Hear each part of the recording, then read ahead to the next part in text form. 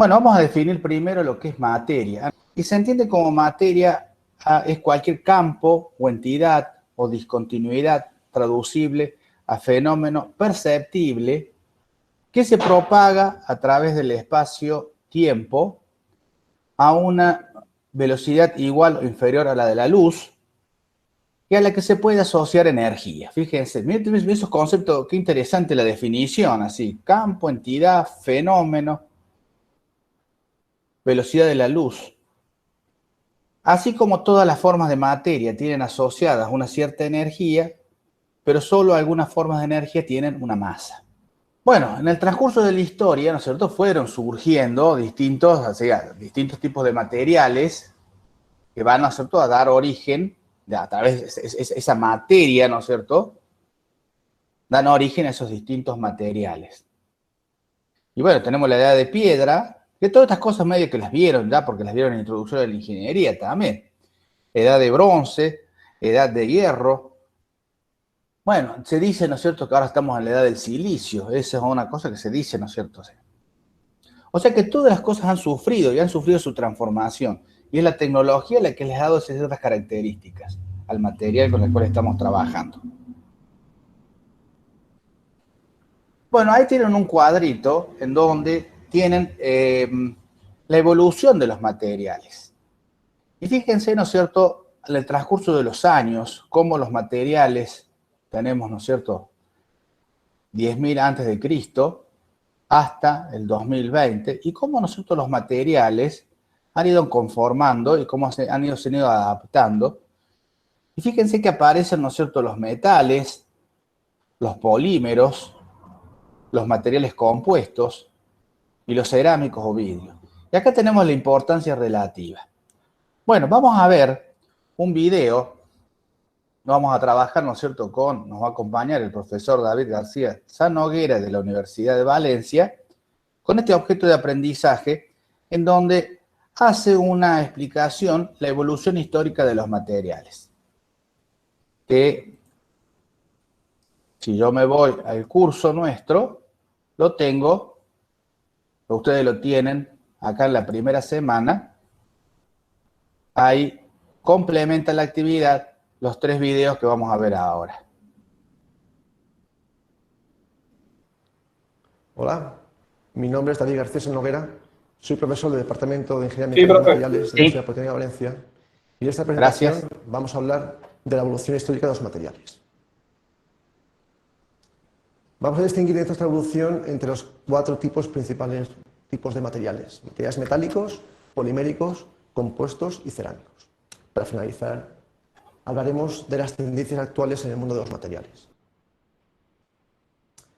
Podemos observar en este gráfico cómo en el eje de las X tenemos una línea de tiempo que abarca prácticamente la historia del hombre, desde el 1000 a.C. hasta un futuro no muy lejano, el año 2020. Y en el eje de las Y tenemos, digamos, la importancia relativa, de esta forma el peso específico de cada uno de los grupos de materiales que en este gráfico vamos a introducir. En primer lugar hablaremos de los metales. Metales podemos observar aquí que tiene una tendencia del año 10.000 a mitad del siglo pasado ascendente en cuanto a peso. A medida que fueron mejorando las técnicas de afino, los metales se hicieron más importantes, alcanzando un máximo a mitad del siglo pasado, coincidiendo con la serie de guerras que hubo aquí, la Primera Guerra Mundial y la Segunda Guerra Mundial, que era necesaria o era bastante solicitada el metal para el mundo armamentístico. Bien, si hacemos un repaso a esta evolución, podemos ver que en el 10.000 a.C. tan solo teníamos metales preciosos a nuestra disposición: oro, plata, que eran los únicos que se encontraban en la naturaleza en estado desoxidado. A medida que las técnicas evolucionaron, técnicas de afino, se empezó a trabajar con el cobre, sobre todo para la construcción de herramientas rudimentarias. Hablamos del 5.000 a.C., en la época de los egipcios.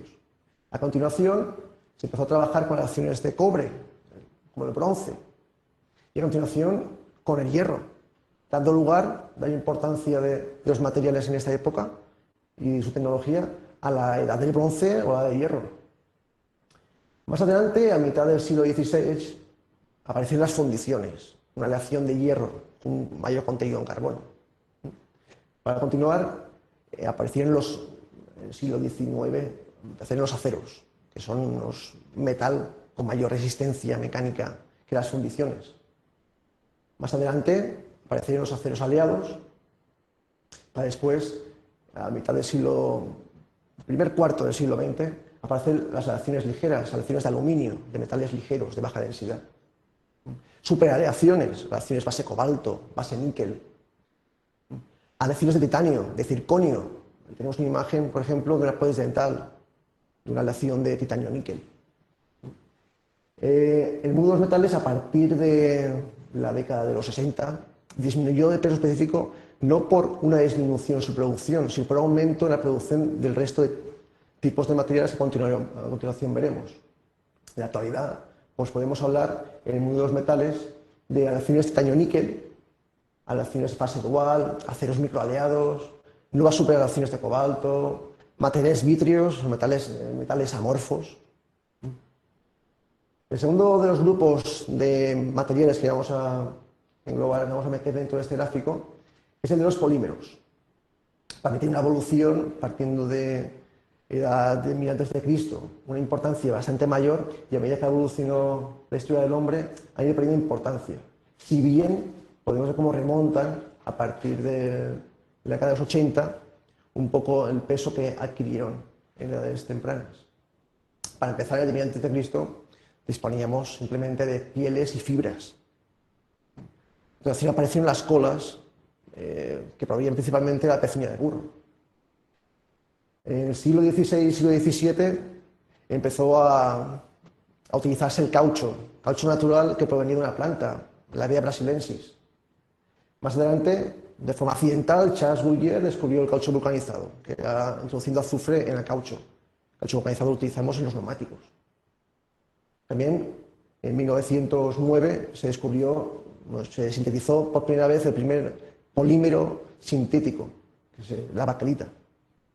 A continuación, esta escalada de polímeros sintéticos dio lugar a la aparición del nylon, que todos utilizamos para cuerdas, el polietileno, para envases, para bolsas, el policarbonato, que es la base del CD, el sustrato del CD, el metacrilato, que utiliza mucho en el mobiliario, poliestireno, todo lo que es cubertería de plástico, vasos, platos, bueno, polipropileno, conocido como Tupperware, también se fabrica el polipropileno, la resina epoxi,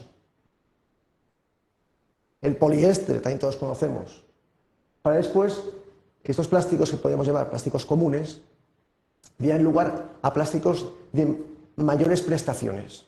En un primer modo, a plásticos polímeros de un alto módulo de elasticidad, porque era una de las carencias de ese tipo de material. Y más adelante, a polímeros de altas temperaturas. Estos nuevos avances en el mundo de los polímeros han dado lugar a ese incremento de peso específico de los polímeros con respecto a otros materiales. El tercer grupo de materiales que vamos a incluir aquí en este gráfico es el de los materiales compuestos.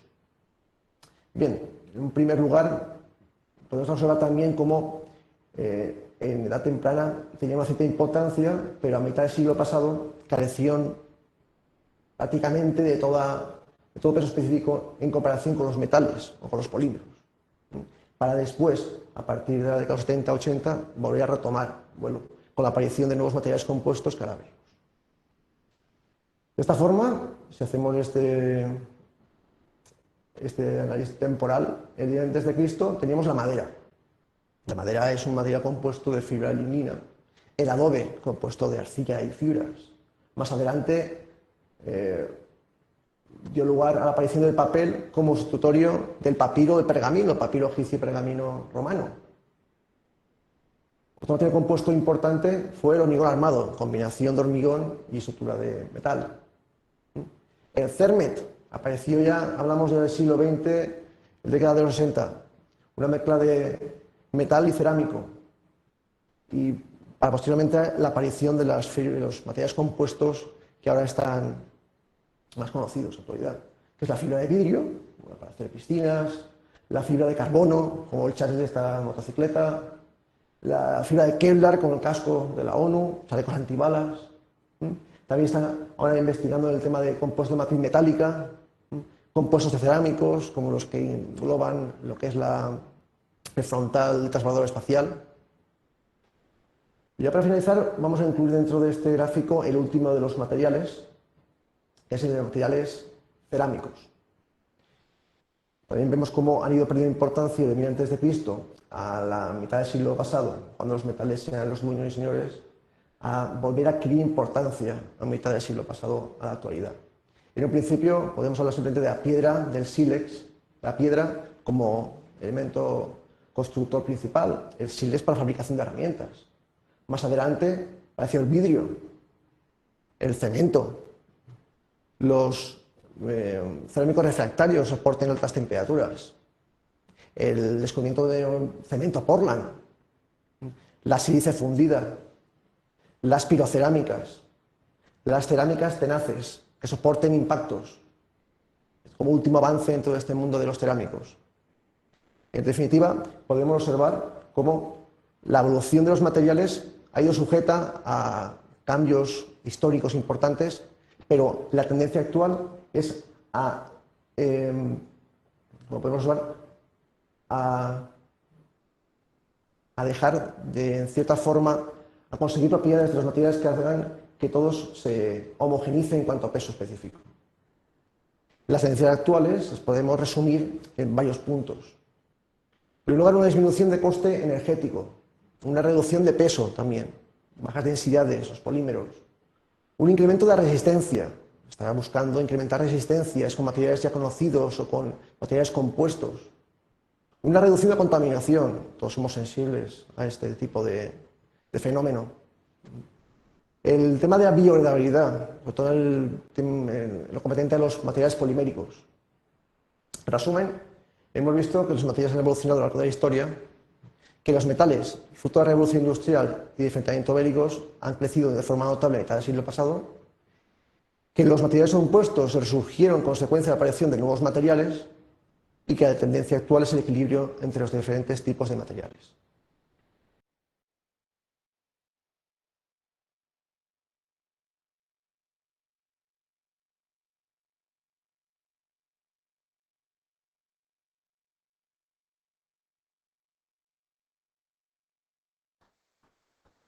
Ahí dejé y paré, ¿no es cierto?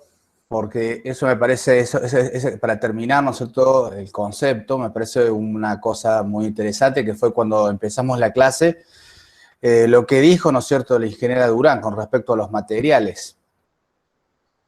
Disminución del costo energético. Bueno, la matriz energía, la matriz con que para producir un elemento, bueno, es tratar de reducir la energía necesaria. ¿Sí? Porque es muy cara la energía. Bueno, reducción de peso es otra tendencia también. Se están consiguiendo hormigones de alta resistencia y es otro tema que vamos a ver en hormigones especiales. Al aumentar la resistencia del material puedo disminuir secciones. ¿Sí? Si de repente tengo una base de columna o tengo la columna de planta baja con una sección de 80 por 60 porque tiene que soportar todas las cargas de los pisos superiores. Si yo consigo, ¿no es cierto?, consigo un hormigón de alta resistencia, que sería el punto siguiente, incremento de resistencia, puedo disminuir esa sección. Con respecto a la reducción de peso, bueno, si en una época se estuvo trabajando con agregados livianos, resistentes. En la facultad hicimos experiencia con respecto a ese tema. Y bueno, por supuesto, la reducción de la contaminación en la producción. La experiencia que tengo, ¿no es cierto?, es haber visitado a la fábrica de Holcim, y ellos tienen todo en su centro, ellos tienen todo un sector para poder reciclar y poder recuperar los polvos, los finos que le llaman ellos. O sea que todo eso va a la producción de materiales. La legislación, ¿no es cierto?, controla muchísimo en ese tema.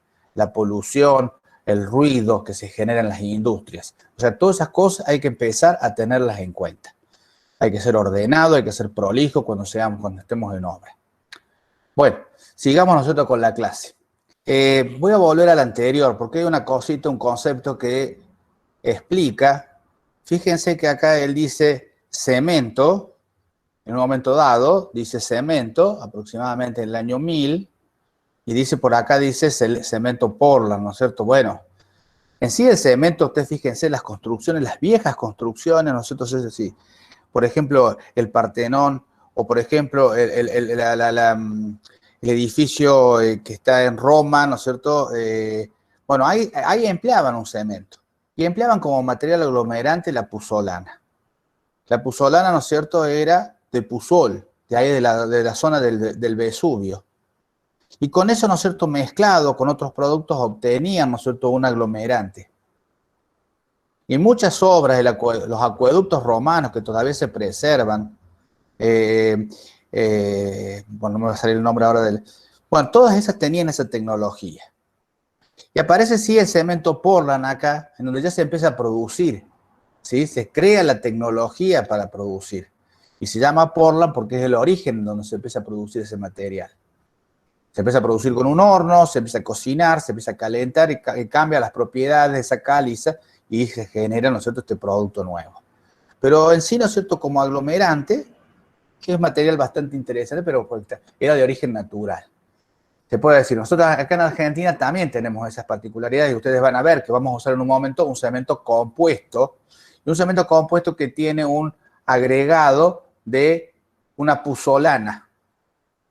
En la zona de Mendoza se produce esa puzzolana y se incorpora, ¿no es cierto?, a lo que sería el cemento, o uno lo puede incorporar como un agregado fino en la mezcla, en la dosificación. Sigamos acá un ratito más, avancemos un poquito más. Tenemos ahora, ¿no es cierto?, los niveles de estudio sobre los materiales. Y fíjense el nivel microestructural, mesoestructural o macroestructural. Nuestro estudio va a ser en esta columna, en forma macroestructural, ¿sí? Y bueno, o sea, la escala es mayor a 1 milímetro.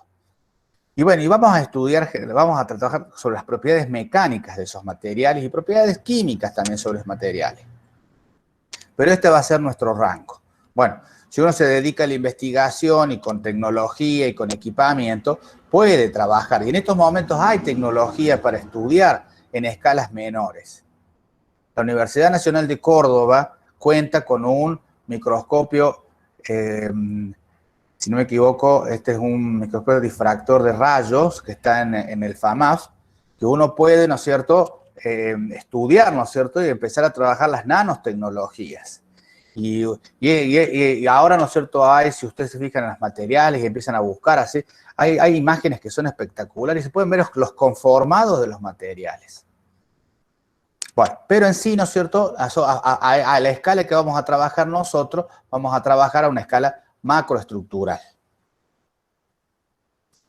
Bueno, tenemos 3 estados sólidos de la materia, eso ya lo sabemos, sólido, líquido o gaseoso.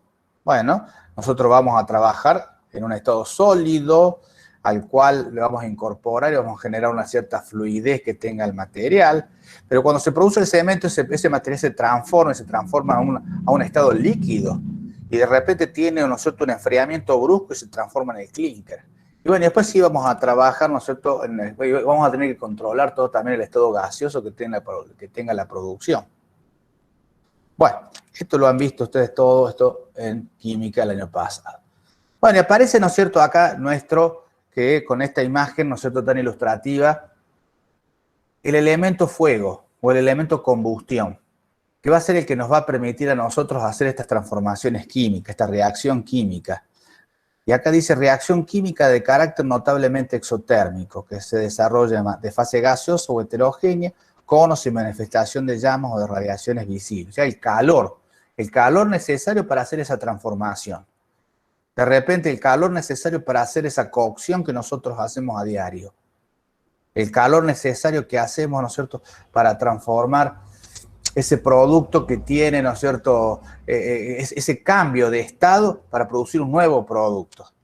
Y fíjense que aparece en los hornos de cal, y ese carbonato de calcio que nosotros estamos usando a través del calor, a través de esa reacción, se transforma en óxido de calcio.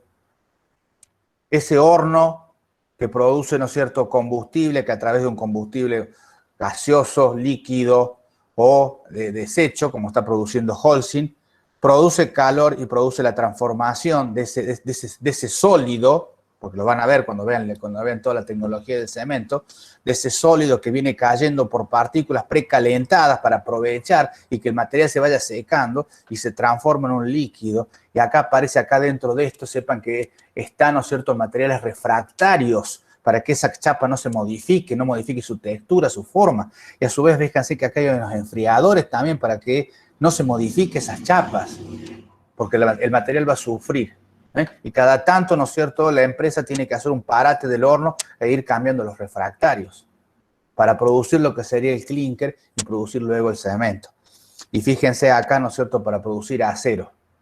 También, ¿no es cierto?, necesitamos esa temperatura de fusión que va a ser necesaria para producir ese cambio de estado.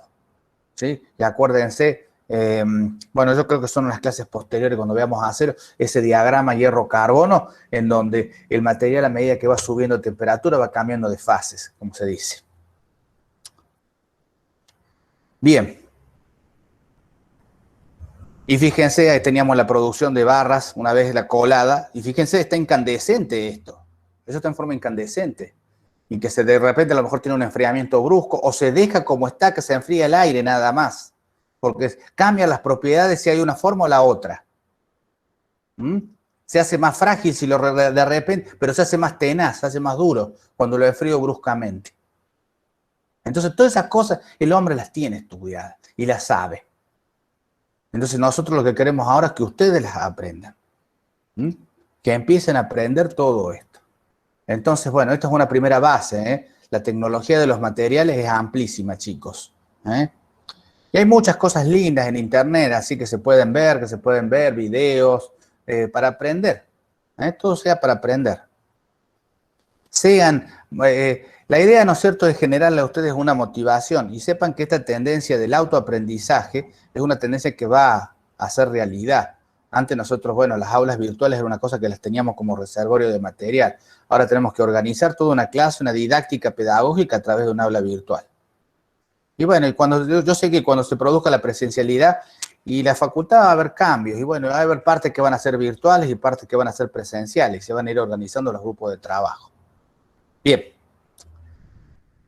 Clasificación de los materiales. Vamos a ver, ¿no es cierto?, otro video del mismo autor que nos va a ilustrar sobre este tema. Bastante interesante el tema.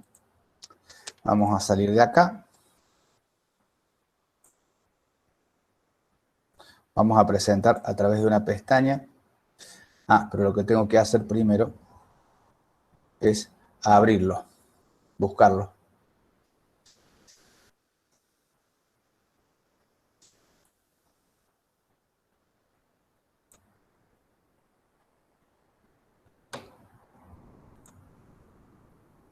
Hola, sí. A ver, no, todavía no. No se largue, no se largue. Todavía no. Pero un minutito que lo compartimos, señor. Una pestaña. Clasificación de los materiales. Ahora sí.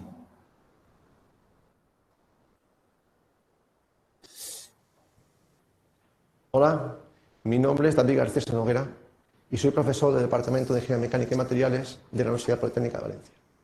En esta presentación vamos a ver la clasificación de los materiales.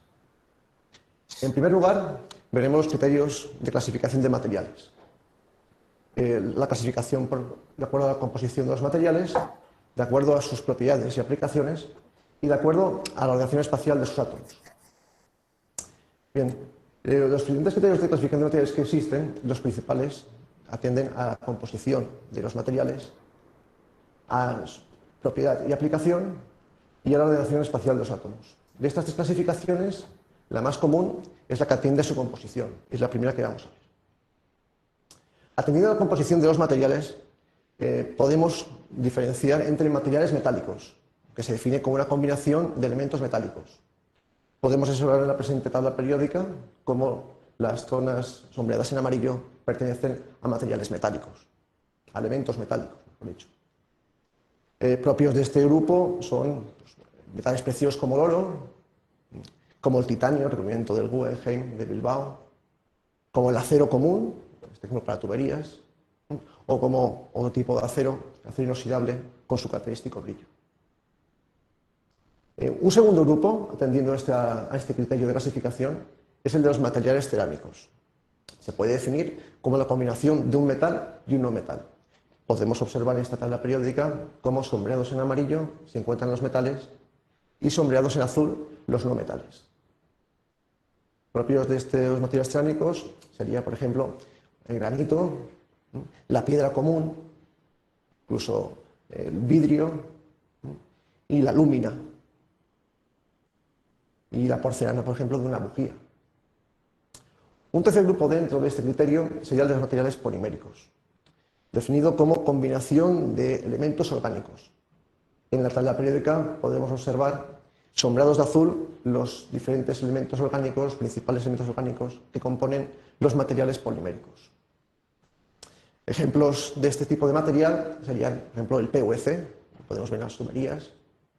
Sería, por ejemplo, el polietileno de estos recipientes, resina epoxi de esta maqueta, resina epoxi también de una pelota de golf, el látex de los guantes, el caucho vulcanizado de los neumáticos, o el poliestireno de los vasos útiles de comida.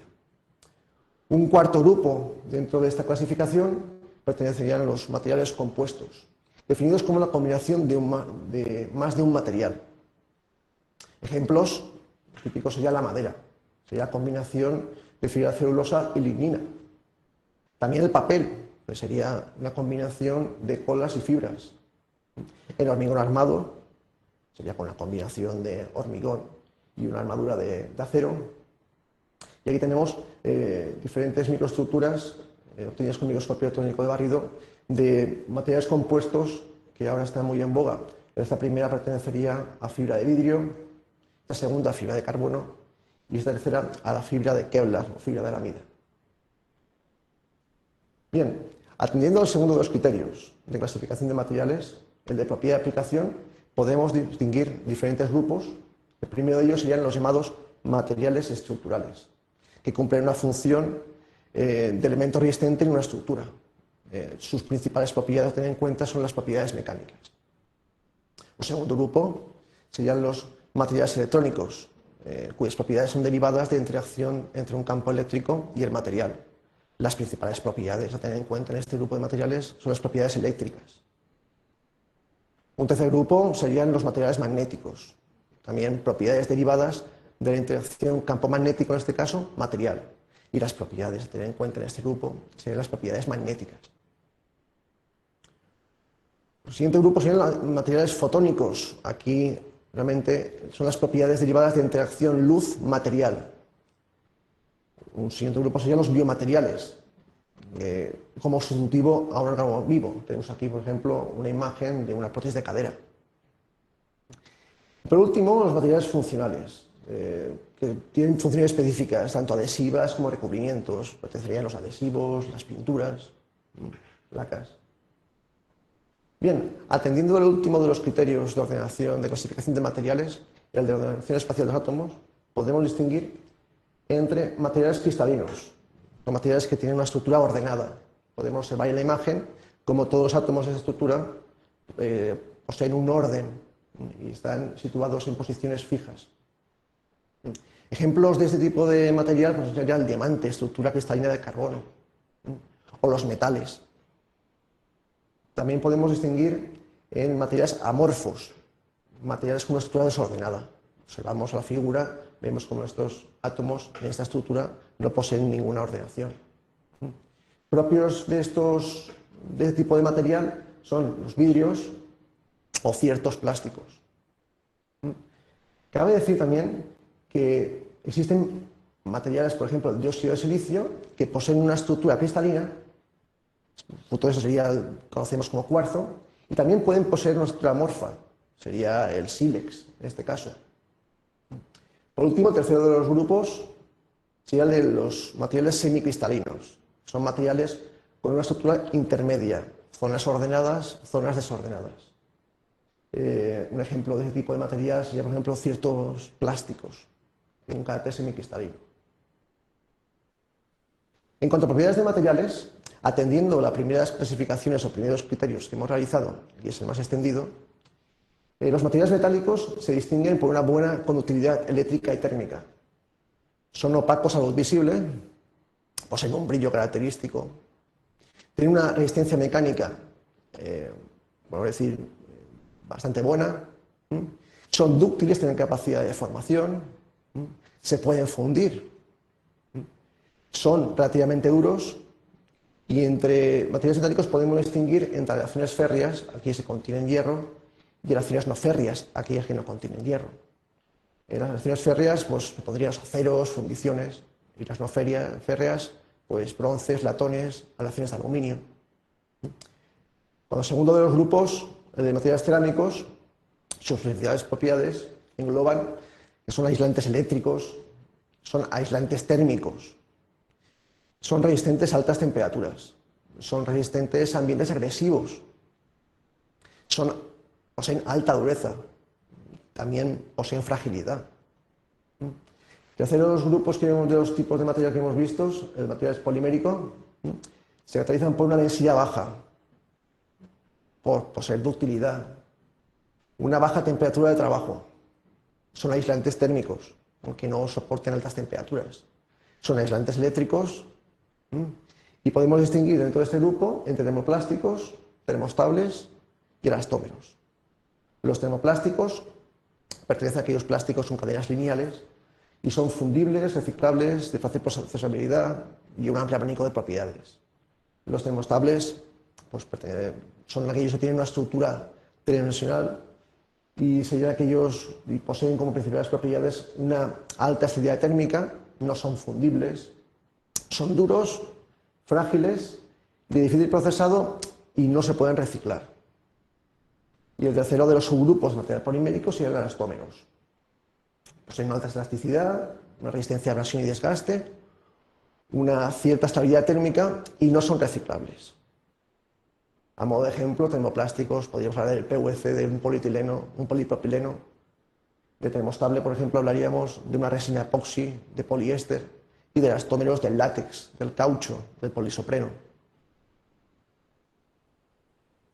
En cuanto a materiales compuestos, como hemos comentado anteriormente, era la combinación de más de un material, por lo tanto sus propiedades serán resultado de la combinación también de las características de cada uno de los componentes. Poseen principalmente una alta rigidez, una alta resistencia mecánica y, en resumen, existen diferentes criterios de clasificación de materiales, en base a su composición, a su propiedad de aplicación o a su ordenación espacial de los átomos que lo componen. La clasificación por composición es la más extendida y las propiedades de materiales difieren de forma considerable dependiendo del tipo de material, dependiendo de su composición, incluso dependiendo de la ordenación espacial de los átomos.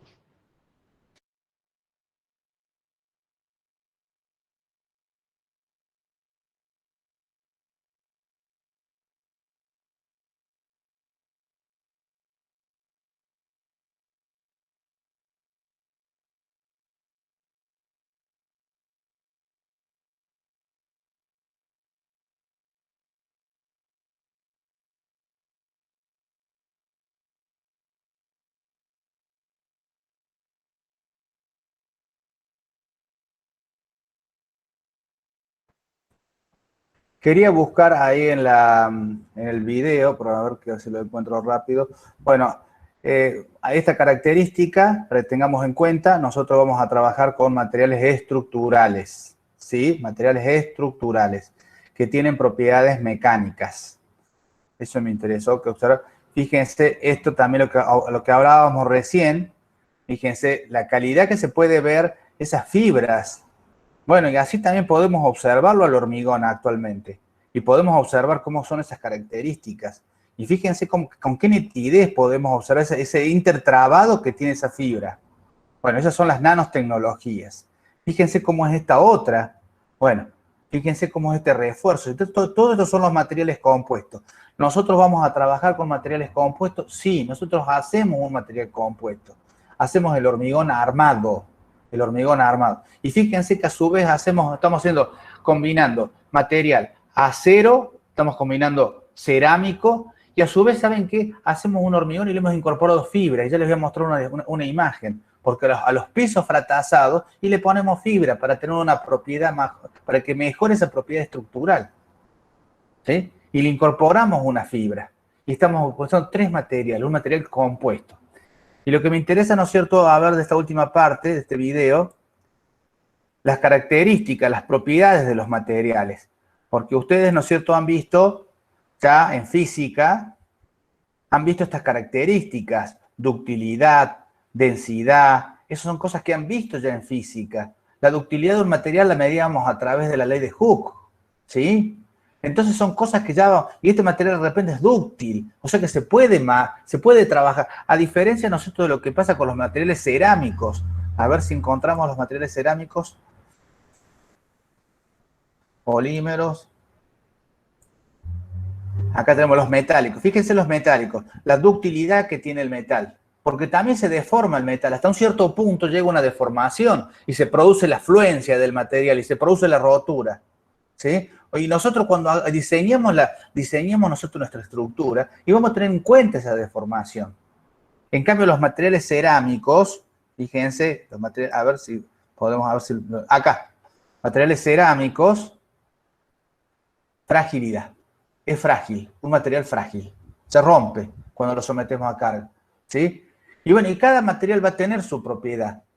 El hormigón, por ejemplo, no resiste esfuerzos de tracción, pero sí compresión. Entonces lo combinamos con el acero para que entre los dos materiales se comporten y mientras uno resiste la tracción, el otro nosotros está trabajando, está quietito ahí, ¿sí? Bueno, entonces todas esas son las tendencias nuevas o las formas nuevas de trabajar. Bueno, vamos a continuar. En la clase nos está acompañando ahí el ingeniero Jorge Máximo Pagliero, docente también de la cátedra. A ver, le vamos a habilitar el micrófono para que nos salude. Buen día, chicos. Buen día, Pablo. ¿Cómo andas? Hola, Jorge. ¿Qué tal? ¿Cómo andás? Bien, ¿vos cómo estás? Bien, Jorge. Gracias a Dios. Bien. Andándote a la clase de materiales acá. Sí, ¿Ah, sí, sí? estaba viendo eso. Por ahí, Bueno. a medida que va avanzando. Va avanzando, sí. Jorge, vos como, bueno, yo sé que aparte como docente, ¿no es cierto?, de la cátedra, trabajas en una empresa de hormigón elaborado, y bueno, y ahí ves, ¿no es cierto?, nosotros si vamos al caso, todos los días, nosotros lo que es el material, ¿no es cierto?, todos los días, nosotros lo que es la elaboración de este material compuesto, material, este elaborado de hormigón con distintas características, que tiene distintos tipos. ¿Podés un pequeño párrafo para complementar la clase? No, que digamos es muy importante que ustedes tengan conocimiento de los materiales porque, a ver, ustedes van a recibir un material en su obra y realmente tienen que saber lo que están recibiendo. Entonces no pueden recibir algo que no conocen. Es como que, no sé, vamos a un ejemplo más simple, como, no sé, si uno va y le pide una pizza en una pizzería y le pide con queso mantecoso y le llega con queso cheddar y no se la van a comer igual. Bueno, en esto es más o menos lo mismo. Si yo le mando un hormigón que tiene un asentamiento de 8 y usted necesita un asentamiento de 20, tienen por lo menos saber qué es lo que es el asentamiento o cómo diferenciar los distintos tipos de hormigón. Ustedes van a ser los jefes de obra y van a hacer lo que le deciden que ese material sea usado o no, digamos, ¿no? Lo mismo con el acero o con los otros materiales que podamos ver nosotros en la materia. O sea, tienen que tener el conocimiento, no pueden encontrarse en la obra y no saber con qué van a trabajar. Entonces, vamos a insistir mucho en eso, en todo el desarrollo de la materia, ¿no? Bueno, gracias, Jorge, por tu acotación. Bueno, Vamos nos a hacer pronto, digamos, sí, cuando la programación diga que tenemos que dar clase, así que exactamente. ahí está la programación. Bueno, usted ya Pablo se lo explicó en el LEB, y, bueno, pero que usted vaya sabiendo qué es lo que vamos a hacer clase por clase. Bueno, Pablo, gracias, Jorge. De nada. Sigo con la clase. Dale, chao, chao. Chao. Vamos a, entonces acá lo vamos a cerrar. Dejé de presentar.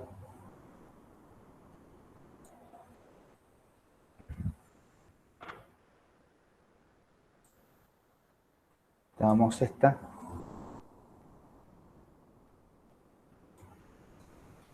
Bueno, vamos a ir un poquito más rápido porque si no nos vamos a quedar sin tiempo, porque nos falta todavía el tercer módulo. Y bueno, y acá, ¿no es cierto?, a continuación, esto ya vamos a hacer un pequeño resumen, esto ya lo hemos visto. Bueno, lo que hemos visto, las propiedades, lo que hemos visto, ¿no es cierto?, en el video, propiedades, las principales propiedades de los materiales, mecánicas, térmicas, óptimas, las propiedades químicas. Bueno, ¿cómo clasificamos los materiales? Metales, cerámicos, vidrios, polímeros, materiales compuestos, semiconductores. Bueno, clasificación de los materiales. Todo eso Profe, quedó en la misma diapositiva. Ah, no la cambie, discúlpenme. A ver, vamos a salir de acá. No vamos a cambiar. Vamos a volver entonces. Ahí. Bueno, tenemos clasificación de los materiales. Tenemos, bueno, lo que hemos visto. Principales propiedades de los materiales. Eso lo hemos visto en el video. Lo ha explicado muy bien el doctor. Tenemos, ¿no es cierto?, la clasificación de los materiales según metales, cerámicos, polímeros, materiales compuestos. Bueno, nosotros trabajamos con materiales compuestos, ¿sí? Por eso hacemos énfasis a eso y está subrayado y está enfatizado. Fíjense, plásticos reforzados con vidrio, madera, hormigón. Bueno, después tenemos la clasificación de los materiales. Son resistentes, dúctil, buenos conductores de la corriente eléctrica. Y fíjense que todo lo que hacemos nosotros en nuestras instalaciones eléctricas. La instalación eléctrica usamos como material el cobre y el cable con la cual lo vamos a hacer es un material de cobre. Bueno, o sea que fíjense, ¿no es cierto? Y bueno, y aparte a partir de ahí los cuidados que tenemos que tener. Bueno, ahí tenemos los distintos conformados. Fíjense que aparece la barra de hierro a la derecha y un perfil conformado a la izquierda. Bueno, los polímeros, los cerámicos, perdón, que puede ser cristalina o amorfa. Los materiales cerámicos, fíjense quién aparece acá en los compuestos cerámicos. Aparece la sílice, ¿no es cierto? El óxido de sílice. El óxido de sílice, ¿no es cierto?, es un compuesto, la arena es una sílice. La arena es una sílice. Y es muy abundante en la corteza terrestre. Entonces, esa arena, ¿no es cierto?, con esa arena nosotros podemos proceder y combinarla y podemos producir el vidrio, podemos producir, es parte de la composición del cemento. En muchas cosas, ¿no es cierto?, se usa, ¿no es cierto?, la sílice. Es duro, es frágil y tiene una baja conductividad eléctrica. Actualmente no se usa para la transmisión de datos. Bueno, fíjense, los cerámicos también, otro material que solemos usar, ¿no es cierto?, en la construcción, y mucho, todo lo que es producción de tejas, de los ladrillos cerámicos, ¿no es cierto?, que tiene toda una tecnología, ¿no es cierto?, el cerámico como ladrillo, como mampuesto, que hemos usado en su oportunidad, el ladrillo sin cocinar, que se coloca, ¿no es cierto?, con esa mezcla, ¿no es cierto?, de barro y paja para producir ese ladrillo que cocinado se transforma, ¿no es cierto?, en una pieza rígida que tiene una cierta resistencia y nos sirve para hacer las paredes. Y tenemos construcciones que uno dice, oh, este ladrillo es re duro, y sí, porque tiene una resistencia impresionante, cobra. Y bueno, a partir de ahí de tecnología se produce ese ladrillo, que es un proceso de extrusión. Fíjense la tecnología. Usa esa cocción y deja ese espacio vacío, ¿no es cierto? Pero una técnica de extrusión va produciendo ese ladrillo cerámico que después lo vamos a usar en obra nosotros para levantar las paredes. Bueno, metales cerámicos, los polímeros. Bueno, en la construcción vamos a usar polímeros, sí, vamos a usar polímeros y plásticos también. Y fíjense que ahí tenemos la cañería. Bueno, acá no hay ningún ejemplo, pero todo lo que es instalaciones cloacales, instalaciones pluviales, todo cuando veamos, ¿no es cierto?, la parte de instalación, todo lo vamos a satisfacer ahora con un caño plástico. Un caño plástico, un caño de PVC que se llama también. Entonces, ¿ahí aparece el plástico en la construcción? Sí, aparece el plástico en la construcción. Bueno, ahora hay nuevas tendencias también. Está la tendencia constructiva de la steel frame, bueno, que usan el plástico con una pared muy fina de material, con una fibra que tiene ese material. O sea que fíjense que cómo van cambiando las formas, las constructivas, y cómo van generando nuevas formas. Antes nosotros, por ejemplo, un desagüe pluvial o un desagüe clacal era a través de un albañal, a través de un caño, ¿no es cierto?, de acero, de un caño cerámico. Bueno, ahora se ha suplantado y tenemos, ¿no es cierto?, los distintos caños, los distintos que hacen que sea, ¿no es cierto?, más cómodo y más fácil de trabajar. Lo que tienen sí, ¿no es cierto?, los polímeros es que es su bajo peso, como decía recién, así eso se está entendiendo, ¿sí?, para poder ser más fácil.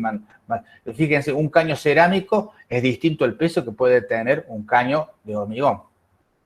Las últimas cloacas, ¿no es cierto?, que se están haciendo todas en la ciudad de Córdoba, no sé si a lo mejor han visto, son todos caños en fibra de vidrio. Hay una empresa muy grande, ¿no es cierto?, cerca de barrio, cerca de Barrio Las Flores. Ahí hay una empresa que hace todos esos caños, y bueno, y son caños que se hacen a través de la fibra de vidrio, una resina plástica junto con la fibra. Así, la misma tecnología con que se usa para hacer una lancha o para hacer una pileta, se usa para hacer un caño. Bien, ¿qué más tenemos? Materiales compuestos. Acá tenemos, ¿no es cierto?, bueno, es la combinación de materiales individuales pertenecientes a la categoría de metales, cerámicos y polímeros. Y, por ejemplo, el plástico reforzado con fibras de vidrio. Bueno, y tenemos, por ejemplo, el material compuesto es la madera, el hormigón. La madera es un material compuesto. Una fibra de celulosa que está embebida en una matriz de lignina. Pero una cosa natural, fíjense, una cosa natural.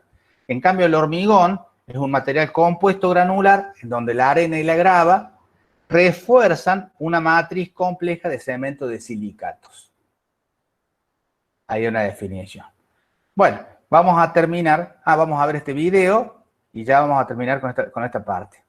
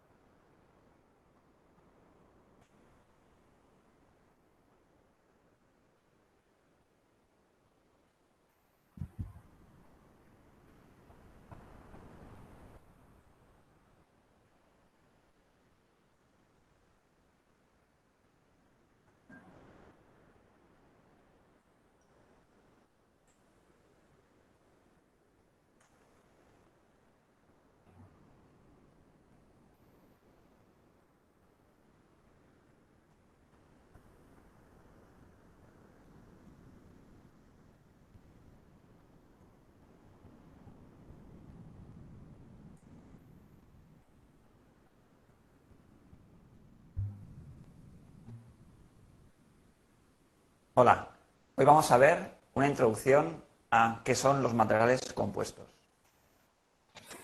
En particular, veremos la definición de ese tipo de materiales, las propiedades que se pueden conseguir al hacer un material compuesto y la clasificación o las clasificaciones más habituales de este tipo de materiales.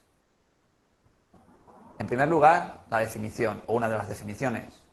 Un material compuesto o composite es aquel formado por la combinación de dos o más materiales de manera que se obtienen unas propiedades que no poseen los materiales de partida. Esto se ve claramente en el diagrama, en el cual, mediante la combinación de materiales de diversa naturaleza, como puede ser un metal y un polímero, una cerámica y un metal, podemos obtener un material compuesto. Otra definición es la siguiente.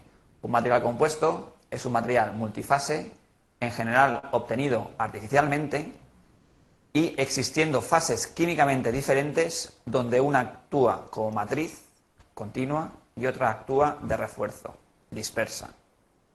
Se puede apreciar en el esquema de la figura cómo tenemos, en dos casos distintos de material compuesto, tenemos dos fases química y físicamente diferenciadas. Una es la matriz que engloba a los refuerzos y la otra es el refuerzo, que como su nombre indica, generalmente tendrá como función la mejora de propiedades del material. Los materiales compuestos no son nuevos, sino que ya en la naturaleza, que es sabia, habían aparecido hace muchos millones de años los materiales compuestos como tales. Dos ejemplos los tenemos en el reino vegetal, la madera, que se trata de un material compuesto de lignina, que actúa como matriz, y fibras de celulosa, que actúan como refuerzo, o en el reino animal, los huesos, los cuales se componen de colágeno y apatita. Colágeno es la fase más flexible que le da forma a los huesos, y la apatita es la fase mineral que le da resistencia. ¿Qué propiedades conseguimos con este tipo de materiales? ¿O qué propiedades conseguimos mejorar con este tipo de materiales? Pues depende de la mezcla o de la combinación que hagamos, podemos obtener mejoras de una o varias de las siguientes propiedades: la rigidez, la resistencia mecánica, la resistencia a altas temperaturas, la disminución de peso, resistencia a la corrosión, aumento de la dureza, conductividad, etc. Es decir, por la apropiada combinación de dos materiales podemos mejorar una determinada o varias propiedades que esos materiales por sí solos no podrían tener. Claramente, las propiedades finales del material compuesto dependen de las propiedades de las fases, es decir, qué propiedades tienen la matriz y el refuerzo, de la proporción de las fases, generalmente qué cantidad de refuerzo estoy incluyendo en el material compuesto, y de la geometría del refuerzo, tanto en cuanto a forma, como tamaño, como orientación. La clasificación de materiales compuestos se puede establecer en base a diversas características. Una de las más habituales es según la matriz. Es decir, ¿a qué familia de materiales pertenece la matriz? Pues en base a eso lo clasificaremos. Por ejemplo, tenemos materiales compuestos de matriz metálica, MMCs, o materiales compuestos de matriz cerámica, CMCs, o materiales compuestos de matriz polimérica, PMCs. Esta es la clasificación más habitual, pero no la única. Además, se pueden hacer clasificaciones o subclasificaciones de la misma en base a la morfología y la configuración del refuerzo. En este caso, hablaremos de materiales compuestos reforzados con partículas o materiales compuestos reforzados con fibras. Dentro de los materiales compuestos reforzados con fibras, podemos subclasificarlos en lo siguiente. Según la longitud de la fibra, hablaremos de materiales compuestos reforzados con fibras continuas, que pueden ser alineadas, o discontinuas, que pueden ser alineadas o al azar. O bien, según la configuración de estas fibras, hablaremos de material compuesto reforzado con fibras unidireccionales, bidireccionales, que son los más habituales, son tejidos o laminados, y más modernamente tejidos tridimensionales, tejidos 3D. Ahora vamos a ver unos pequeños conceptos sobre materiales compuestos reforzados con partículas y con fibras. En primer lugar, los materiales compuestos reforzados con partículas. ¿En qué familias se utilizan? Pues se utilizan en las tres grandes familias de materiales compuestos: de matriz polimérica, de matriz cerámica y de matriz metálica. Las partículas generalmente se buscan que sean equiaxiales, es decir, que tengan dimensiones iguales en todas las direcciones. Esto se ve claramente en la figura, como vemos un material compuesto de matriz metálica reforzado con carburo de silicio, en el cual, pues bueno, las partículas de carburo de silicio son más o menos poligonales, tienen una forma más o menos redondeada o poligonal equiaxial. En general, cuando hablamos de plásticos reforzados con partículas, hablamos de cargas o aditivos.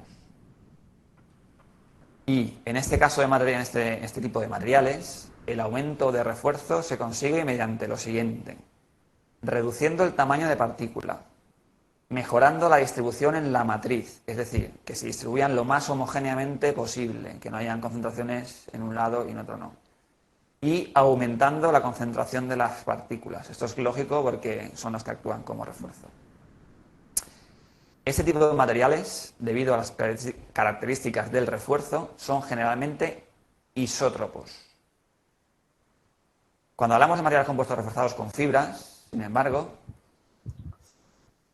tenemos que decir primero que son los más importantes tecnológicamente, son los más utilizados. Efectivamente, porque con esos materiales podemos conseguir unas propiedades mucho mejores que el material sin reforzar. Los más habituales son los materiales compuestos de matriz polimérica, lo que se denomina plásticos reforzados.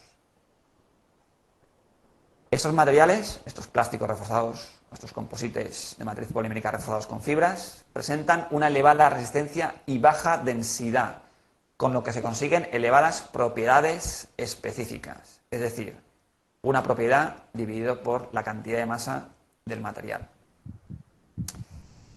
La matriz. La función de la matriz, en este caso, en este tipo de compuestos, es la siguiente: unir o cohesionar las fibras dando forma a la pieza.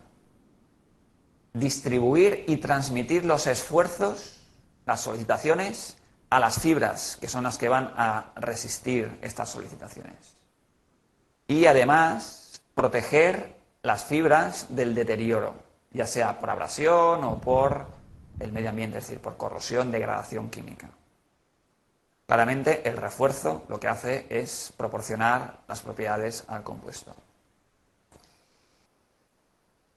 Estos materiales, al contrario de los materiales compuestos reforzados con partículas, son generalmente anisótropos.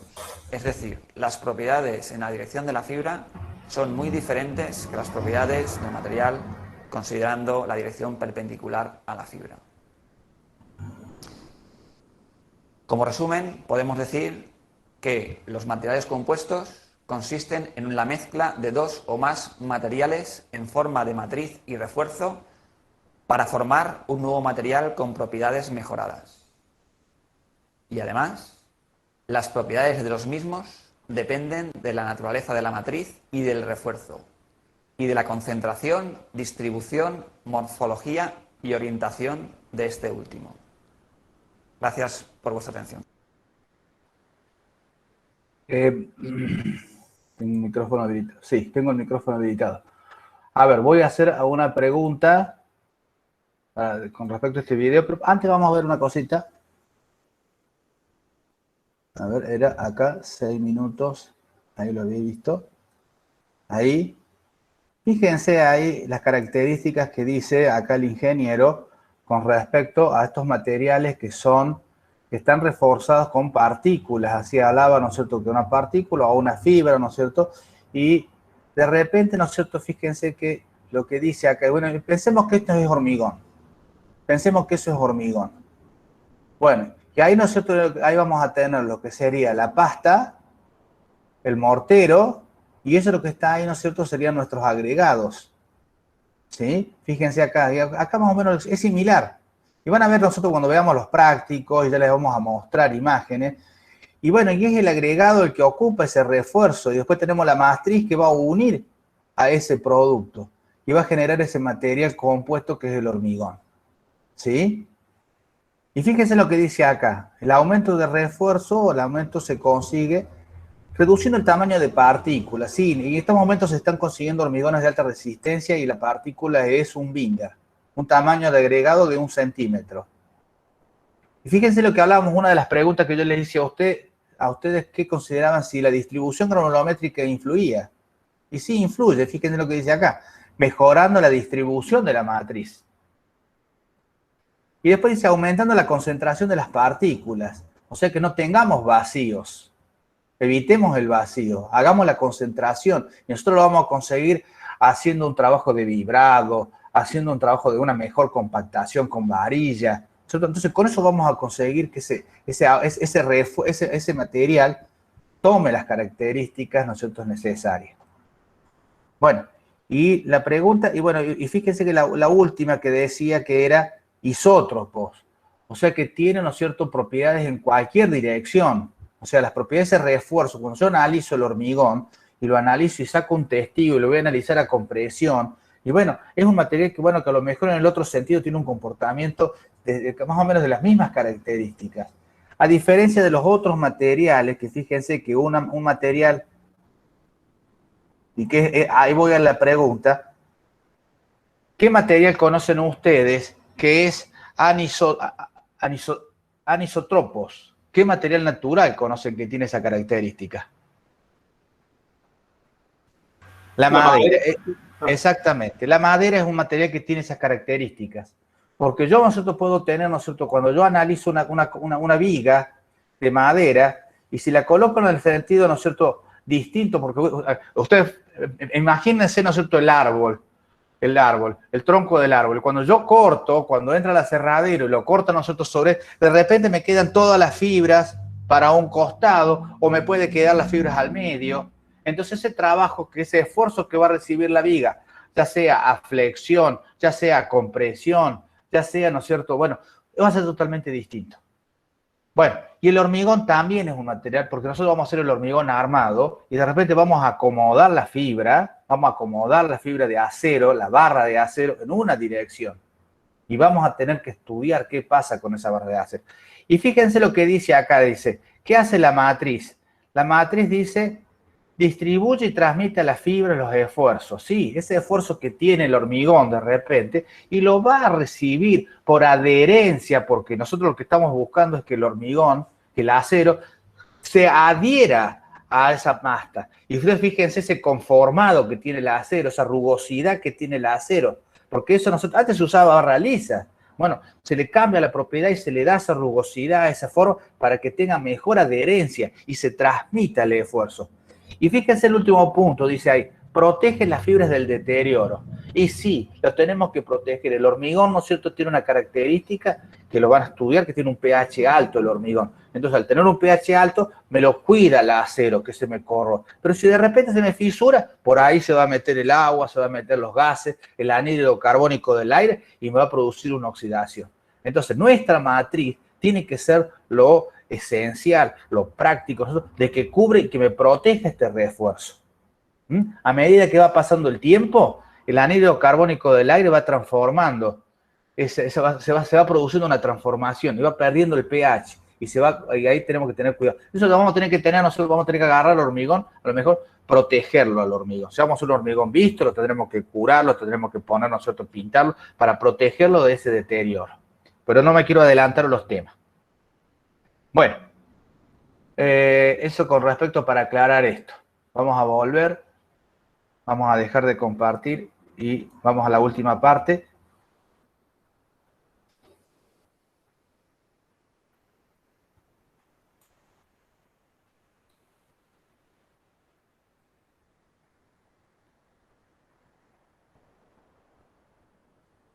¿Alguna pregunta, alguna duda, chicos? Tienen ahí el chat para hacerlas. Nos quedamos acá. Presentación acá y las dos últimas filminas. Las dos últimas que las puse, ¿no es cierto? Porque me pareció importante. A ver, que las vamos a ver si las podemos porque estaban puestas. Ahí, fíjense. Ahí tengo, ¿no es cierto?, una losa. Tengo una losa. Fíjense la forma que han usado acá para colarlo. Bueno, han armado, han improvisado un canal para el camión, seguramente viene, lo deposita y fíjense la fluidez que tiene ese hormigón que cae y que va cubriendo. Y fíjense la fluidez que los operarios lo único que hacen están mirando así. Bueno, ahí tenemos un hormigón que a lo mejor le vamos a dar una característica que lo vamos a llamar hormigón autocompactable, porque directamente se va desparramando, solo se va desparramando. Pero fíjense la fluidez que tiene y fíjense que el hormigón no ha perdido propiedades, no se ha segregado, porque fíjense, todas esas armaduras que están ahí me funcionan como un colador a mí. Entonces, si yo tengo que hacer un hormigón que esa armadura no me funcione, que el hormigón fluya. Entonces ahí tenemos los hormigones autocompactables, son nuevos. Bueno, y fíjense que ahí tenemos el material compuesto. De repente tenemos todo lo que son los refuerzos, que son las fibras en este caso, las fibras de acero, y a su vez el material compuesto, que es el hormigón. Y la otra, que es la misma, bueno, no se alcanza a divisar, pero es el mismo, pero esta es una foto que saqué de la web, es un hormigón fibrado. Aparte de tener el acero como refuerzo, como refuerzo estructural para generar esa losa, para que trabaje la losa, el hormigón también tiene un refuerzo que es una fibra de acero o una fibra plástica para evitar, ¿no es cierto?, esa fisuración que se puede producir por esa contracción plástica. Y me estoy adelantando a conceptos que lo van a ir escuchando en el transcurso del periodo lectivo.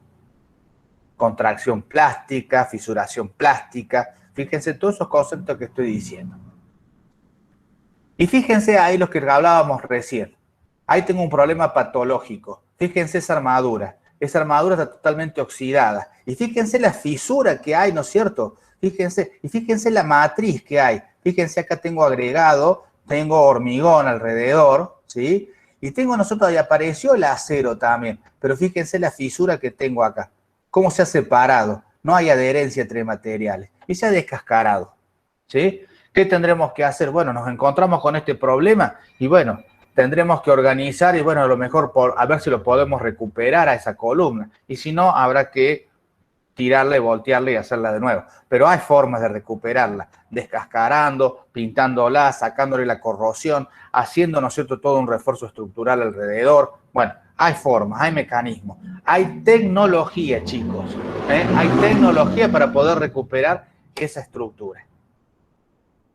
Bueno, y ahí tenemos, fíjense, ahí tenemos un hormigón fibrado. Fíjense cómo aparece la fibra. Pero no se crean que es agarrar y decir, le voy a poner fibra al hormigón. Hay que saber colocar la fibra, saber la cantidad que van a colocar la fibra. No se crean que uno va y compra la fibra como uno compra. No, no. Hay que saber la cantidad porque también tiene su costo.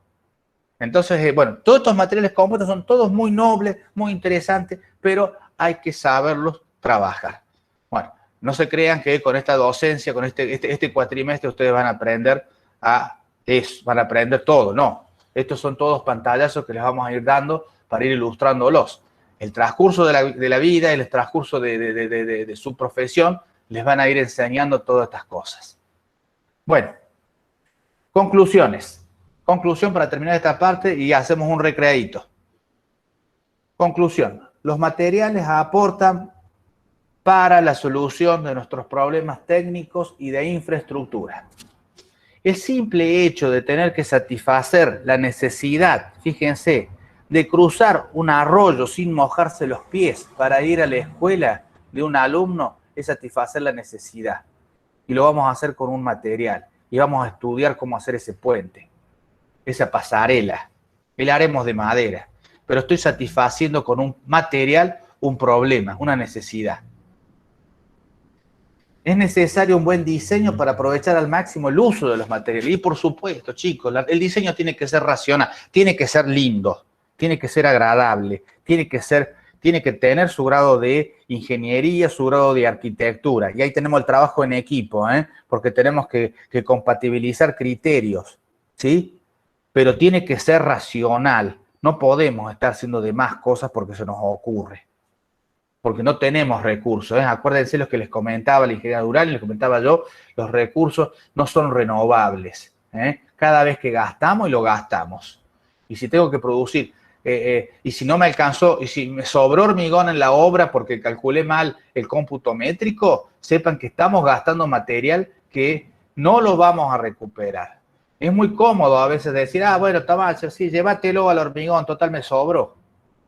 Pero primero que hay que pagarlo, porque se lo van a cobrar. Pero segundo, sepan que ese material es un desperdicio. Porque la empresa sí puede reciclarlo y hay mecanismos para reciclarlo, pero tiene un costo eso también. Entonces, por eso es necesario un buen diseño. Bueno, es preciso analizar disponibilidad y el costo que tienen los mismos. Si yo tengo una obra acá en Córdoba, voy a tener que buscar agregados acá en Córdoba, porque la logística es cara. ¿Sí? Yo no puedo traer materiales de Buenos Aires.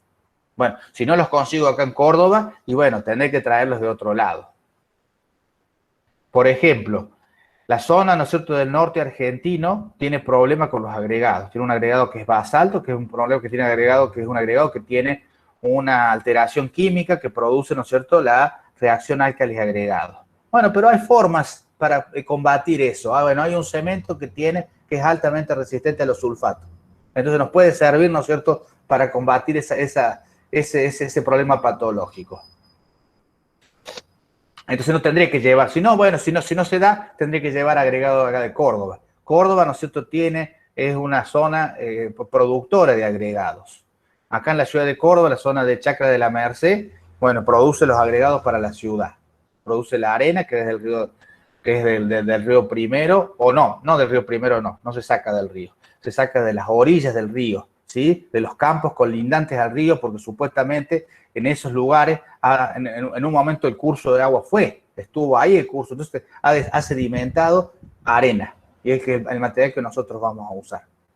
Bueno, y después se generan canteras, bueno, también en el interior también hay, la zona de San Agustín, cuando uno va, ¿no es cierto?, o la zona de Río Segundo también, ¿no es cierto?, también tiene canteras.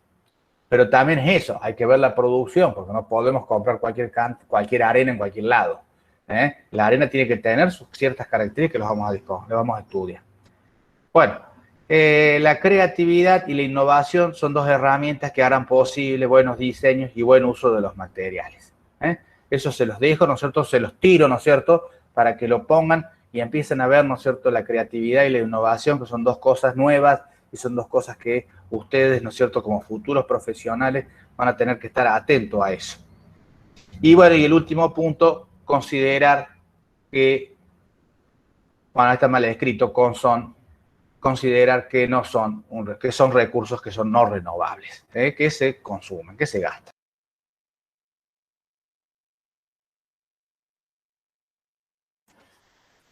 Bueno, vamos a ir a la última parte de la clase, chicos, y vamos a terminar por hoy. Espero que las estén llevando bien. Bueno, cuídense mucho, Miren que todavía estamos todavía que no podemos correr riesgo. Todavía, bueno, ahora sí ya nos vamos a poder vacunar, así que ya todo eso nos vamos a poder salir de nuevo. Pero cuídense, por favor, porque todavía queda un tiempo, Bueno, vamos a ver la última parte. Vamos a verla rápido, cualquier cosa va a estar, ¿no es cierto? Es un tema bastante interesante. Vamos a compartir, presentar toda tu pantalla. No, de acá no. Una ventana. Y este punto. Normas, ahí está compartiendo, sí. Normas técnicas, reglamentos y especificaciones técnicas, ¿sí? Bueno, ¿y por qué damos, ¿no es cierto?, esta parte nosotros ahora acá? Porque ustedes tienen que saber de dónde viene todo lo que nosotros damos, ¿sí? Nosotros nos damos, bueno, sí, está bien, damos conceptos teóricos, conceptos para entender, conceptos para comprender esa química, esa física de los materiales. Pero todas esas cosas están normadas, ¿sí? Y ese práctico que nosotros vamos a aprender para determinar la densidad, que ustedes en física seguramente han visto, ¿no es cierto?, densidad, o ese práctico para determinar, por ejemplo, el llenado de la probeta, ¿no es cierto?, cuando nosotros hagamos nuestro testigo de hormigón, y bueno, está normado.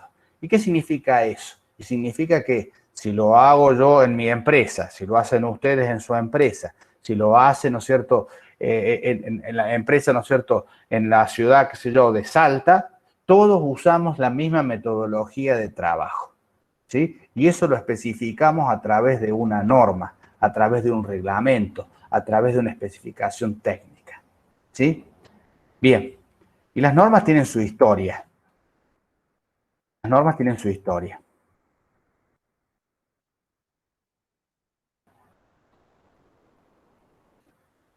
Bueno, tenemos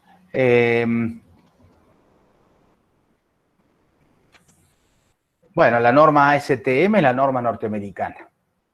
Y que más o menos las normas argentinas están trabajando bajo esa normativa. Las normas DIN son las alemanas.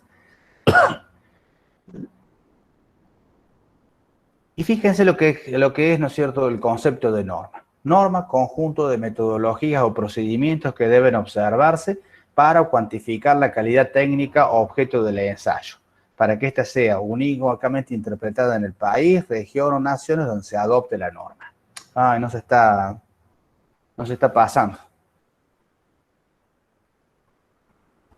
Bueno, vamos a trabajar de acá, directamente.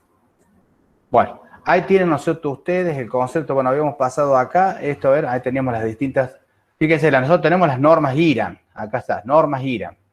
Todas las otras normas, bueno, esta es la norma ASTM, la norma DIN, ¿no es cierto?, que es la alemana. La norma, si yo no tengo, por ejemplo, ese ensayo que yo quiero hacer, no tengo normado a través de la norma IRAN, y bueno, me voy a ir a trabajar bajo la norma, la ASTM.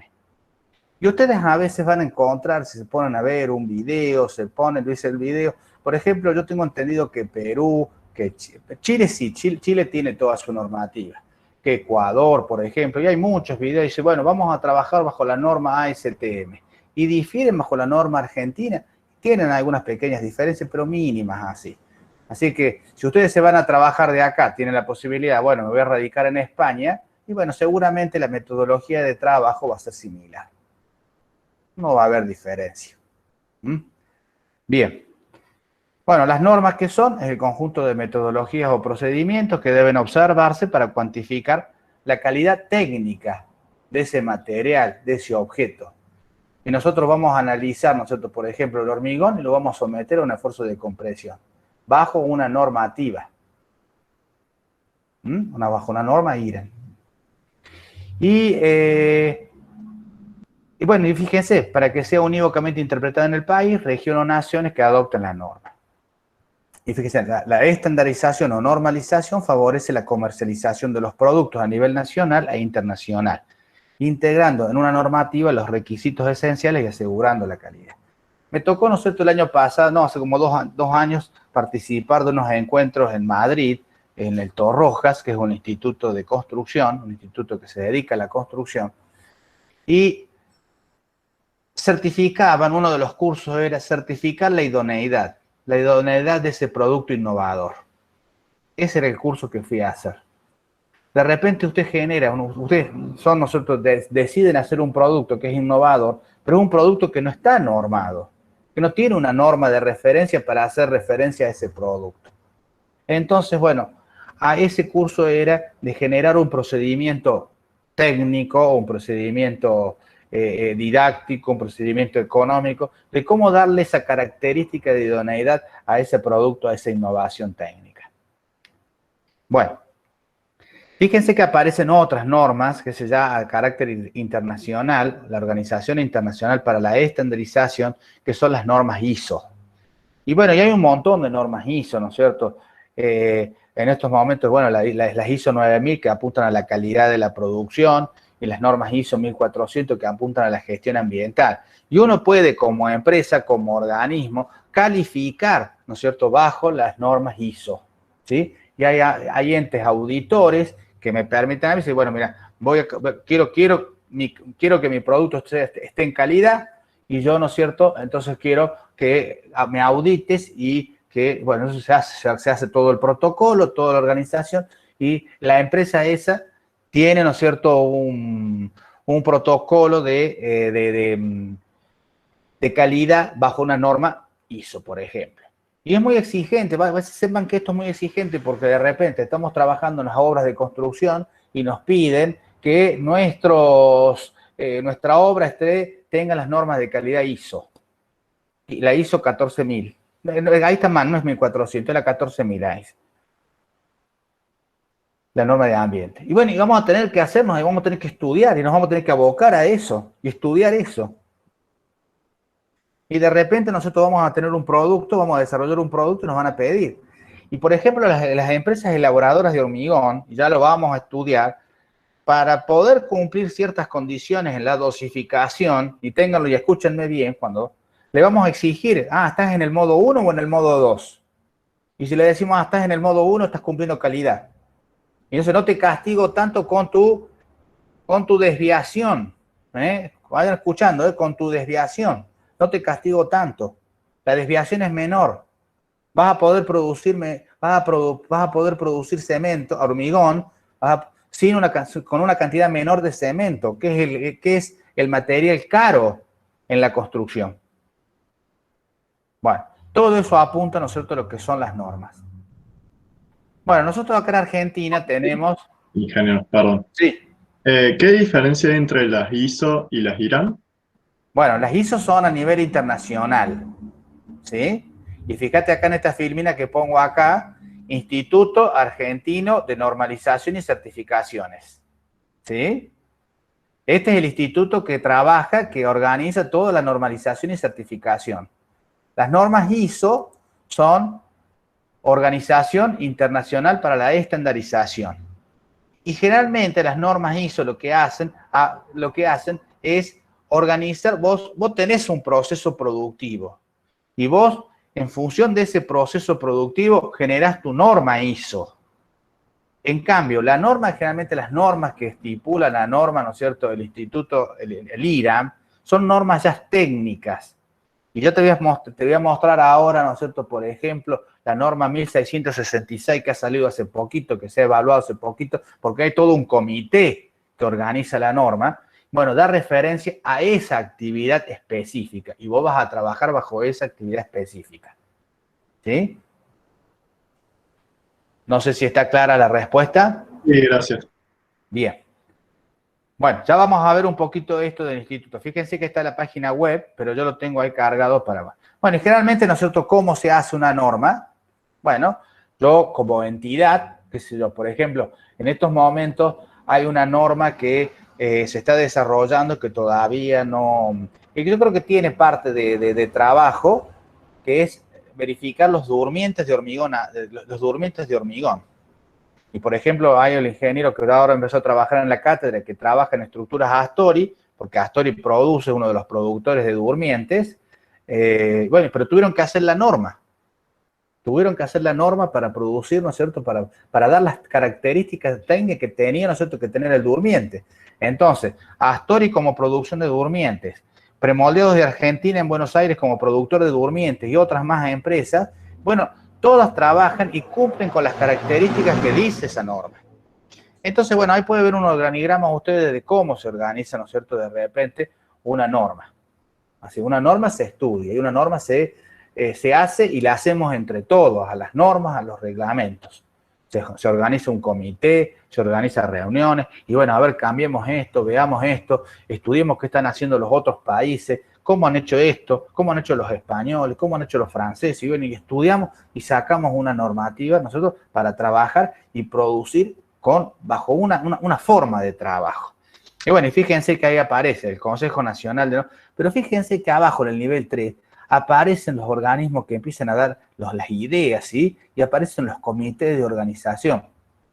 Comité de acreditación del laboratorio de ensayo, el comité de equilibrio. Bueno, todo se va organizando, ¿no es cierto? Y esto es un organigrama, ¿no es cierto? Hasta llegar y hasta ser aprobado, porque esa norma tiene que ser aprobada, no se crean que uno hace una norma, no.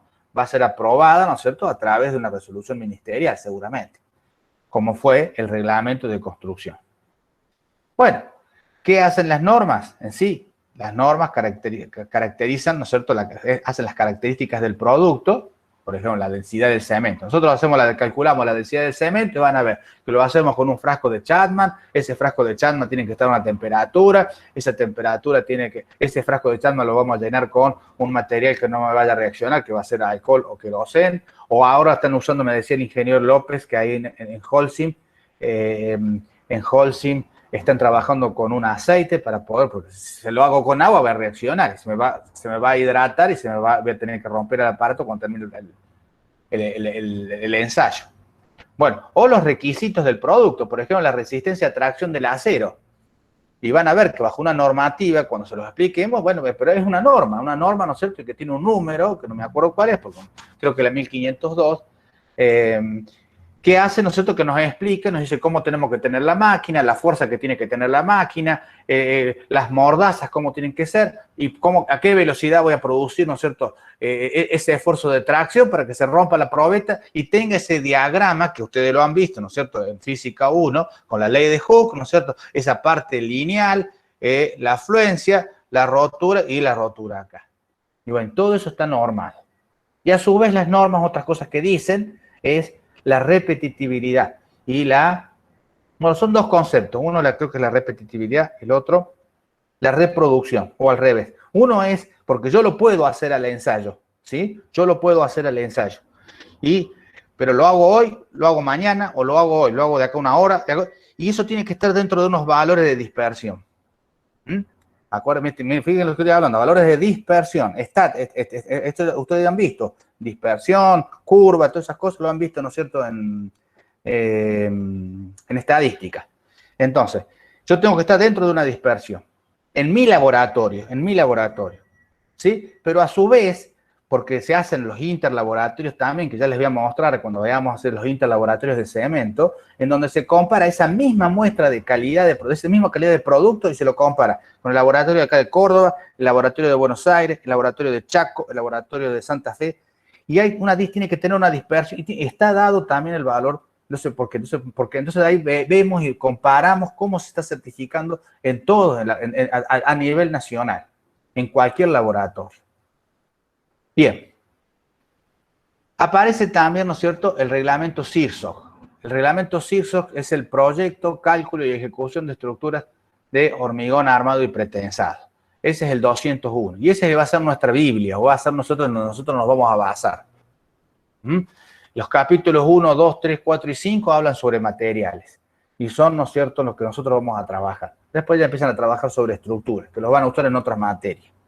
Pero el CIRSOC es nuestro caballito de batalla. Yo les sugiero que lo bajen, lo busquen en internet, que lo bajen y lo tengan en el escritorio. Dudas que tienen, la pueden ver, ¿no es cierto?, en el reglamento. Bien. ¿Y qué es un reglamento? A diferencia de una norma, el reglamento es un conjunto ordenado de principios, reglas y preceptos referidos a un área de temática común. O sea, nos juntamos varios ingenieros, nos juntamos, organizamos y hacemos un reglamento. Y todo el mundo trabaja en base al reglamento. ¿Sí? Entonces, las obras públicas, para que sepan, las obras públicas se basan, ¿no es cierto?, en el reglamento CIRSOC. Entonces puede venir el pliego de especificaciones técnicas y decir, bueno, vamos a trabajar en base al reglamento CIRSOC 201-2005. Ese es el último que está en vigencia. Bien, los antecedentes que tiene, bueno, empezaron a generarse. Este fue el PRAE 64, Proyecto de Reglamento Argentino de Estructuras de Hormigón, 1964. Son toda la historia. Este fue, ¿no es cierto?, año 84, el CIRSOC. El CIRSOC es el Centro de Investigaciones de Referencia. A ver, lo vamos a ampliar un poquito para que... A ver. Bueno, acá sale. El reglamento CIRSOC. Acá tenemos. Esto está en revisión, en revisión a ser aprobado. Esto fue aprobado por el Ministerio de Planificación Federal en el año 2005. No, perdón, en el año 2013 fue aprobado. Y ya, ¿no es cierto?, ya se generó una comisión nueva a través de la ATH, la Asociación Argentina de Tecnología del Hormigón, para cambiar el reglamento. ¿Y por qué, ingeniero, cambiamos el reglamento? Y porque hay cosas nuevas. Ya hay productos nuevos. Ya hay cosas nuevas que ya se están investigando y que es necesario reglamentarlas, porque si no quedan ahí a la deriva. No, bueno, quedan ahí a la deriva. Y después si hay algún conflicto, hay algún problema legal, técnico, y bueno, quedó ahí. Entonces ya se está reglamentando, ¿no es cierto? Ya hay cosas nuevas, porque las cosas van cambiando, o nos vamos dando cuenta con las investigaciones de materiales, nos damos cuenta de que, bueno, de que no, que eso hay que cambiarlo, de que tiene que ser distinto. Bueno, ¿a qué se refiere? Fíjense, el reglamento tiene el capítulo 2, son especificaciones por resistencia y durabilidad, son cosas que vamos a ver nosotros, o sea que ya lo pueden ir viendo. El capítulo 3 habla sobre materiales, o sea que esta primera parte de la materia, las primeras clases, fíjense en el cronograma, vamos a trabajar sobre materiales. Vamos a trabajar sobre el agregado, vamos a trabajar sobre el agua, vamos a trabajar sobre el cemento y con los aditivos, que son los materiales que nosotros... Entonces, bueno, pero ahí tienen un capítulo 3 en donde hace referencia a todos esos materiales. Ya en la segunda parte de la materia, después del parcial, vamos a trabajar con el capítulo 4, criterios y control de conformidad del hormigón. Y el capítulo 5, hormigón fresco, vamos a trabajar también en la primera parte de la primera parte de la materia. Después de ver los materiales, vamos a empezar con hormigón fresco, ¿sí? Que son los puntos, ¿no es cierto?, que tiene el reglamento que nos interesa a nosotros. Bueno, y fíjense, los requisitos de durabilidad, requisitos de resistencia, requisitos especiales, y están todos establecidos en los distintos artículos. Bueno, cosas a tener en cuenta, fíjense, ahí la simple ley de Abrams, año 1918, la resistencia del hormigón, que es lo que está, ¿no es cierto?, en el eje de abscisas, si no me equivoco, está en función de la relación agua-cemento, ¿sí? Una constante K1 y K2, que es constante que en función de los materiales y del grado de hidratación de la pasta, pero fíjense que está elevado a una relación agua-cemento, ¿sí? Y bueno, ¿y en dónde vamos a tener en cuenta todo esto? Bueno, estas propiedades dependen de qué. Y bueno, de la resistencia que sea necesario para tener ese edificio, para tener esa carretera, el hormigón necesario para hacer todo ese viaducto, el hormigón necesario para hacer, ¿no es cierto?, el lago, que si no me equivoco es el dique La Viña ese. O sea que fíjense de qué depende, ¿no es cierto?, de qué depende esa resistencia, que nosotros la vamos a estipular y que la vamos a definir y que vamos a tener un reglamento para estudiar de dónde viene. Y bueno, va a ser la trabajabilidad, ¿a qué vamos a usar esa estructura? Bueno, también, propiedad en el hormigón endurecido. Y bueno, ahí vamos a tener especificaciones de resistencia y durabilidad. Y bueno, fíjense lo que hablábamos recién. Fíjense, tengo acá un poste que está a la orilla de un lago que parece bastante interesante, bastante lindo, pero ¿cómo está afectando esa humedad ambiente a este material hormigón? ¿Cómo está afectando esto en este puente? Fíjense cómo se ha corroído, cómo se ha desprendido directamente el hormigón de la baranda que ya está a punto de caer. También en un ambiente con humedad, especificaciones por resistencia y durabilidad. Y van a ver en el código, y van a ver, ¿no es cierto?, en el reglamento, y van a ver en el libro del ingeniero Joan Batista. El ingeniero Joan Batista tiene casi un capítulo, pero es impresionante cómo trabaja con este tema de durabilidad. Y habla un montón con respecto a ese problema que es, ¿no es cierto?, el problema de corrosión que tienen las armaduras. Fíjense cómo se pudre la armadura, queda sin resistencia. Hay una anécdota que en Maracaná, y que hay un objeto de aprendizaje cuando lo vayan a ver en durabilidad, que el ingeniero Enzo Pagini, creo que era el apellido, Enzo es el nombre, un doctor en ingeniería, tuvo que decir, bueno, escúchenme, tenemos que al Maracaná, allá en Brasil, le tenemos que tirar todo el techo y hacerle todo el techo nuevo, porque era todo cubierto. ¿Por qué? Porque la armadura estaba totalmente podrida. No tenía sección la armadura. ¿Sí? No tenía sección, no tenía resistencia. Entonces tuvieron que tirarlo todo el techo y hacerlo todo de nuevo. Hicieron toda una estructura liviana. Pero eso es lo que pasa con la estructura. Entonces, por eso nosotros tenemos que trabajar con esto. Y eso es una cosa que la tecnología del hormigón, y bueno, dice, si es resistente está. No. Hay que trabajar con la durabilidad. Y hay que saber tener bien en claro eso. No es lo mismo hacer un hormigón a la orilla del mar que un hormigón acá en la ciudad de Córdoba. Un hormigón armado a la orilla del mar o un hormigón armado en la ciudad de Córdoba. En el Mar del Plata uno ve las noticias que tienen los desprendimientos de los balcones. ¿Por qué? Porque el cloruro del ambiente ataca la armadura y se cae el balcón.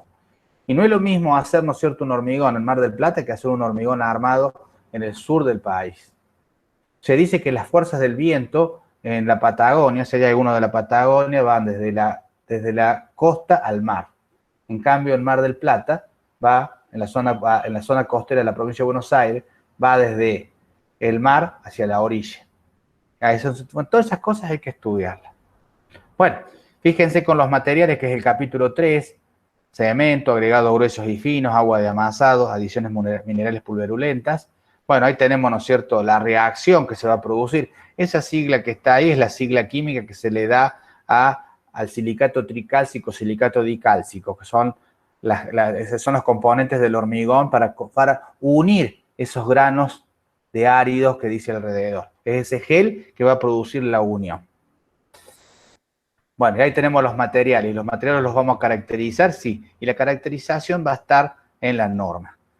Tenemos el agua de amasado, que también, capítulo 3 de la norma. Y tenemos las adiciones, también las adiciones naturales o artificiales, que también están dadas, ¿no es cierto?, en la norma. Filler calcáreo, escorias artificiales, escoria artificial, producto de desecho que hace, ¿no es cierto?, que se produce cuando producimos el acero. Bien, el capítulo 4 habla todo sobre la resistencia de calidad. Y bueno, vamos a tener una resistencia especificada y que va, a diferencia del acero, el hormigón no se rompe, ¿no es cierto? Así el acero, que hacemos el ensayo de tracción y es cantadito. Y viene subiendo y de repente hace la fluencia. Y bueno, trabajamos hasta la fluencia, ese periodo elástico. Si yo lo llego a descargar y vuelve el acero, ¿no es cierto?, a su composición normal, a su estado normal. Pero el hormigón no, el hormigón se rompe. Entonces, estadísticamente, y ahí todo lo que ustedes han estudiado, ¿no es cierto?, en estadística nos va a servir, bueno, determinamos determinamos esto, la resistencia especificada en esa curva de Gauss, la resistencia media, la desviación estándar que tiene, el coeficiente de variación, que son valores, datos que nos van a permitir definir mejor o peor calidad. Y les hago una pregunta. Si yo tengo, ¿no es cierto?, una desviación estándar alta en un hormigón, ¿ustedes qué creen? ¿Que va a ser de mejor o de peor calidad el hormigón que estamos produciendo? Peor. Peor calidad, exactamente. Va a ser de peor calidad. ¿Y por qué, no es cierto, por qué voy a tener, ¿no es cierto?, una desviación estándar alta? Una mala producción. Una mala producción, exactamente. Una mala producción, un mal control, no Una hacerlo. no fiable, que no está determinado bien cómo va a ser el resultado. No fiable porque no tengo los parámetros, no llevo controles estadísticos. Entonces todo eso, ¿no es cierto?, va a hacer que mi desviación estándar sea alta. Entonces, ¿qué voy a tener que hacer? Y bueno, voy a tener que empezar a organizarme, ¿sí? Y poner en una balanza, ¿sí? ¿Controlo calidad o pongo más cemento? Porque sepan que es eso el tema, ¿eh? Si yo no tengo calidad y voy a tener que reemplazarlo con cemento, porque acuérdense de la campana de Gauss, ¿sí? Más extensa y la desviación a ser más grande, y bueno, implica que en un momento dado, si tengo que producir un hormigón y tengo una media acá al medio, y bueno, voy a tener que colocar más cemento para producir esa media. Bueno, pero todo eso, no sé, me adelanto, ¿no es cierto? Pero todo eso es lo que vamos a ver, chicos. Bueno, ¿qué más sigue? Bueno, criterios de conformidad, bueno, nos enseñan a hacer los ensayos, fíjense, ahí tengo, bueno, una pequeña ilustración, el productor llega con el camión, y ahí está controlando lo que se hace, y bueno, fíjense, acá a la mano derecha, se ha hecho la confección de las probetas, que eso es lo que nosotros vamos a aprender, se ha hecho el ensayo para medir la fluidez, para medir la trabajabilidad, que es el cono de Abrams, y acá tengo, ¿no es cierto?, el recipiente con el cual vamos a medir la densidad que tiene ese hormigón en estado fresco, y muy seguro, y me da la sensación que es el mismo recipiente para medir el aire incorporado, que también lo vamos a estudiar y lo vamos a ver. Bien. Bueno, y fíjense acá, el capítulo 5 del CIRSOC nos habla sobre la consistencia, dosificación, producción, el transporte, el manipuleo, colocación y compactación. Bueno, consistencia ya lo vamos a ver, transporte ya es otro tema que también lo vamos a ver en el transcurso de la materia. Fíjense, acá tenemos el transporte y colocado en obra, eso también, nosotros también lo especifica y lo fija, ¿no es cierto?, la normativa, para tenerlo en cuenta. La producción, la dosificación, también todo en el capítulo 5, todo eso es el capítulo 5. Y bueno, y después tenemos lo que son las especificaciones técnicas. Bueno, generalmente nosotros cuando yo contrato, o sea, ¿no es cierto?, un pliego, una obra, nosotros vamos a recibir todos los planos, los cortes, las plantas, pero vamos a recibir eso también, las especificaciones técnicas, en donde están las especificaciones generales, ¿no es cierto?, que hay que cumplir por parte de la empresa que va a hacer la obra y que las condiciones técnicas que estén adecuadas. Y después sí tenemos las especificaciones técnicas, en donde establece, bueno, el hormigón que se va a hacer tiene estas características. Esto va a ser de esta manera hecho. Y ustedes van a tener que respetar esa especificación técnica, porque ya está estipulada. Bien, bueno, ahí tienen la definición. Y lo que hay que tener presente, esto es lo que dice acá abajo. El orden de prelación, ¿a qué le hacemos caso? Y eso también se establece en los pliegos de condiciones generales. el orden en que le vamos a hacer caso. ¿Qué vale más? Porque hay que ponerse de acuerdo, todas las cosas hay que ponerse de acuerdo. Bien, ahí tenemos eso. Y bueno, y para cerrar, les quería mostrar.